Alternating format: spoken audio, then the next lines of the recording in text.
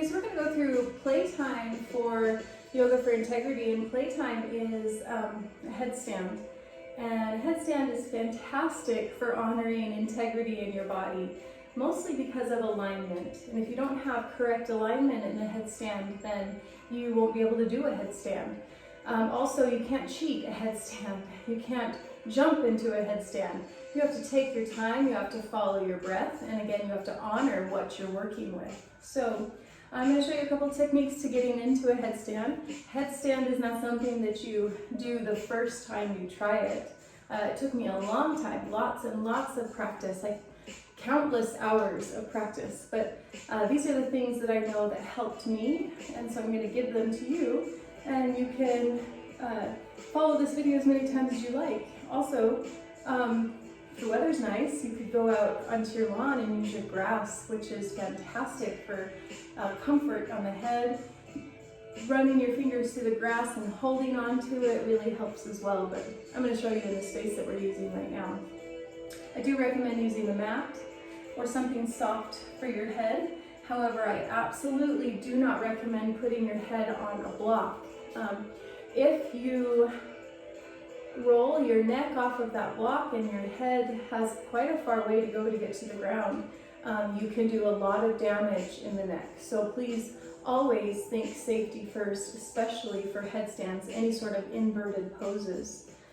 Also, inverted poses are not recommended for pregnant women, but that is up to you. If you are for some reason pregnant, you would have to make that call yourself, but they're not recommended. Also, neck or back injuries, headstands are also not recommended. So please take care when trying this posture out. Okay, very first thing you want to do is come down to your knees. I'm going to shift so you can see my full posture. You want to take your thumb. You also want to make sure you have nothing on the top of your head like a barrette or bobby pins or a hair tie.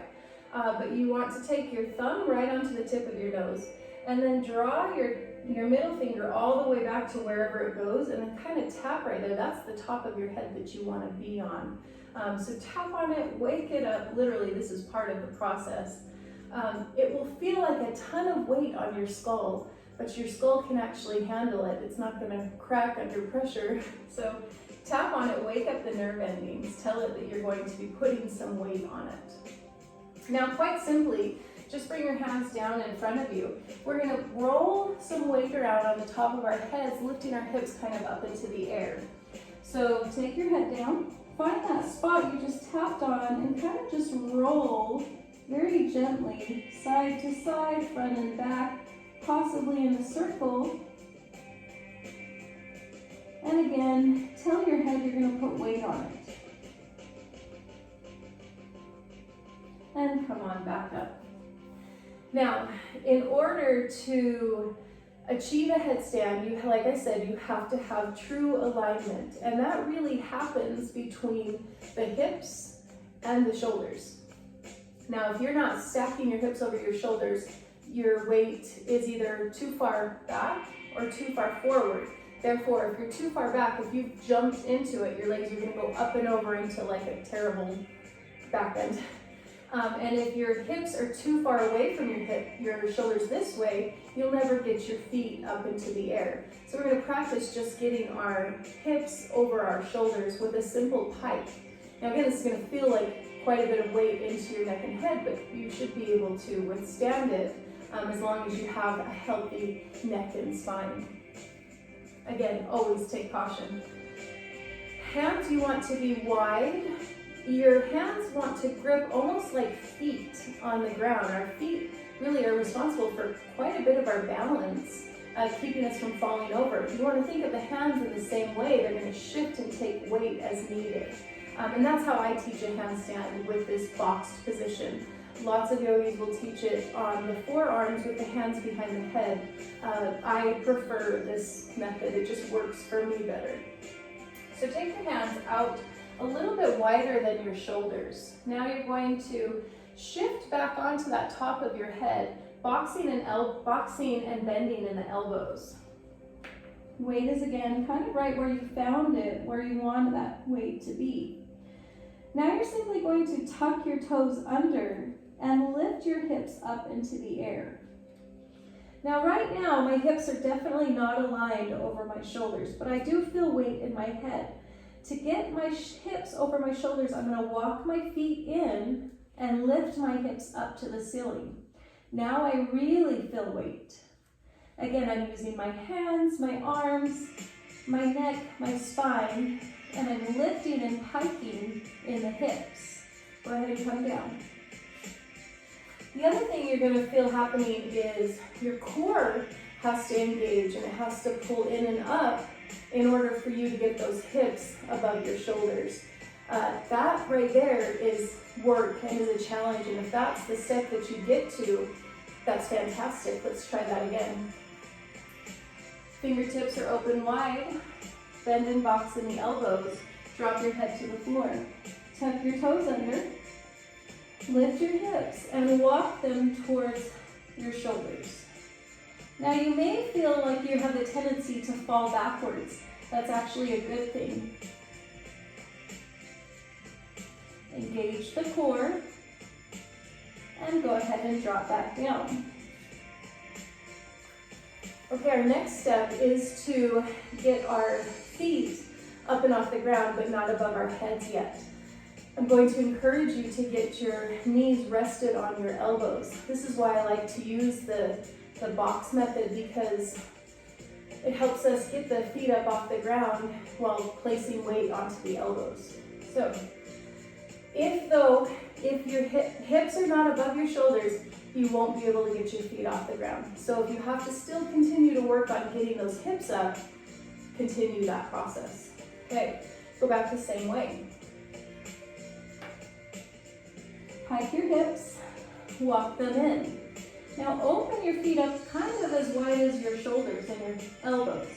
Now simply, if your hips are high enough, your knees should drop right down onto the elbows. Now you can play with taking one foot off, maybe trying the other foot,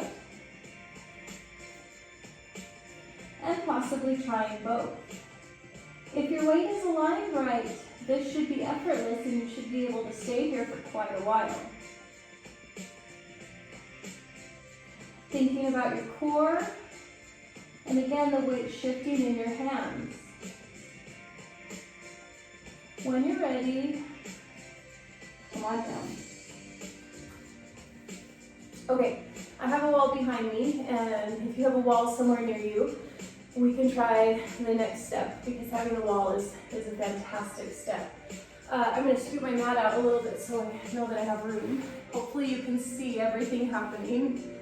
We're going to go into that same thing. We're going to take one foot to the wall for support and lift the other leg extended above our hips. So this is almost a full headstand. Now again, if your weight goes too far back, you're going to roll out of it or go into a back bend. I would say tuck and roll out of it. That's probably your safest way if you feel your weight going that way. Your other foot that stays on the wall should anchor you, and you should be able to drop back down the same way. But rolling onto your back, as long as you round through your spine, you should be okay. But slamming onto a flat back, slamming onto your shoulders, you can do some terrible things. So again, safety first. Only practice where you think you are, what you think you're ready for. Stay true to the body. Okay, go back into the same way that we've worked all of this. I'm going to use the wall to help me. Hands down, fingertips wide. Drop your head down to the ground. Tuck your toes, lift your hips. Now walk your feet up, find your knees. When you're ready, lift your feet up off the ground if you're ready. Now take one foot to the back wall. You need core strength to do that. Send the other leg up towards the ceiling. You'll feel this stack. The foot should effortlessly be right on top of the hips. Now try switching your feet. Bring one foot down and the other up. Go ahead and bring that foot back to the wall. Gently walk your feet down. and come back to a seated position. Again, this is a lot of work for the head and neck. Hopefully you've warmed up before this. In fact, I should have led you through a warm-up before we even did this, but please be very careful. If you ever need to, gently rock your head side to side, little circles, and do that as much as you need throughout this. Okay, now that we've tried the wall, and again, you can stay at that level. You know, you could stay back at just the pike level, or you can go further with me, but there is no requirement to go further if you would not like to. I'm going to go into lifting both feet straight up from our bent knees. Knees on the elbows, that is. So I'm going to go back to the side view.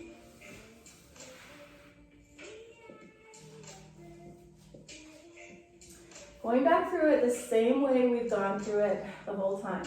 Wide fingertips onto the top of your head. Strong boxed elbows. Tuck your toes. Lift your hips. Walk in for the pike. Get the hips stacked. Bend the knees into the elbows. Take the toes off. Now, what's going to really need to happen to get your hips in the air is you've got to use that core. The core is the most important aspect here. Bring your feet up towards your bottom. Take the knees off and extend towards the ceiling. Again, the core and the back are doing quite a bit of work. Bend the knees in and drop down. That's one way to go into a full headstand.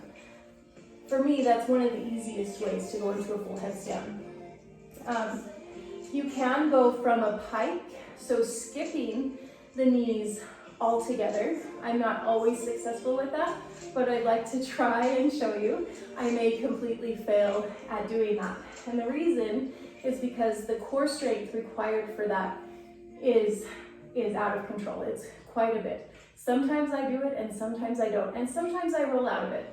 But if I fall out of it, I'm okay with that because you'll see that it's okay to crash and fall, and that only makes you stronger and helps you grow. So let's see what happens when I try the full pike. Going back the same way we've gone through everything. Into your pike. Now, engage. Let your feet float. And feet stack over hips. Pike in the hips to draw them back down. Coming back down is a whole nother story. I'm really surprised that I did that. I'm going to show you one last way to get into your headstand. Again, sometimes I'm successful, sometimes I'm not. I do like this version quite a bit. You go from a straddle, so legs are open. Legs lift through the sides and close at the top.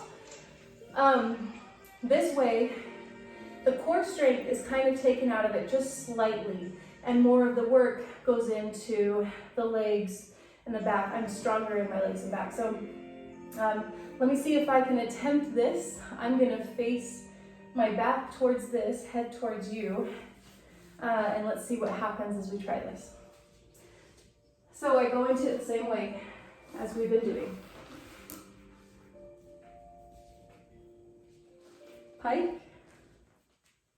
Now I'm going to walk my feet out really wide. Lift in the core. Take the feet through the side. And bring them up. I'm going to try that one more time to see if I can stay. The reason I fell forward or fell out of it is because my core wasn't engaged and my hips were not stacked and aligned. One more time.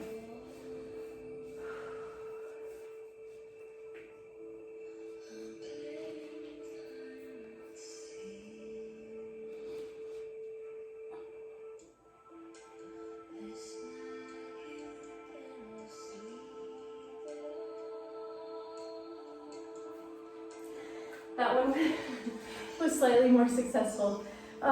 Okay, so that's a very quick progression into headstands.